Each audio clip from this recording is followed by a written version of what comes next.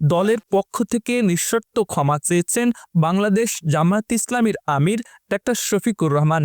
আজ রাজধানীর engineers institution মিলনায়তনে আয়োজিত সংবাদ সম্মেলনে তিনি বলেন, আমরা ভুলের ঊর্ধ্বে নই, যাদের কষ্ট দিয়েছি সবার কাছে বিনা শর্তে ক্ষমা চাই। আমাদের আচরণে কেউ আঘাত পেয়ে থাকলে ক্ষমা করে দেবেন।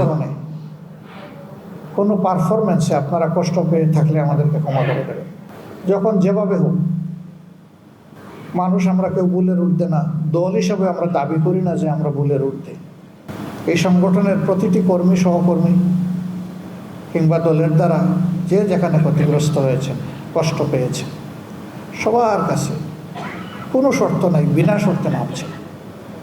সুপ্রিম কোর্টের আপিল বিভাগ ৭১-এ মানবতা বিরোধী অপরাধের অভিযোগ থেকে জামায়াতে ইসলামের মৃত্যুদণ্ডপ্রাপ্ত নেতা এটিএম আজহারুল ইসলামকে খালাস দেওয়ার পর এই সংবাদ সম্মেলনের আয়োজন করেছে বাংলাদেশ জামায়াতে ইসলামী। ধন্যবাদ, গভীর কৃতজ্ঞতা। ডাক্তার শফিকুর রহমান জানান, জামায়াতে ইসলামী যদি দেশ সেবা করার সুযোগ পায় তাহলে প্রতিশোধ ও বৈষম্যের রাজনীতি অবসান ঘটবে।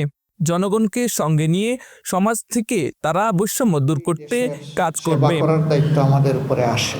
আমরা ইনশাআল্লাহ প্রতিশোধের রাজনীতির অবসান ঘটাবো,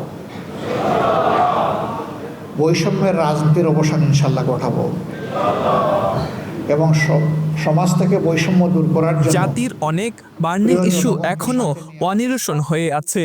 রাজনৈতিক দলগুলো যেন এসব প্রশ্নে জনগণের স্বার্থকে সর্বোচ্চ গুরুত্ব দেয়, এমন প্রত্যাশার কথা জানান জামায়াতে ইসলামের এই শীর্ষ নেতা। জাতির অনেকগুলা বার্নিং ইস্যু এখনো আনরিজলভড।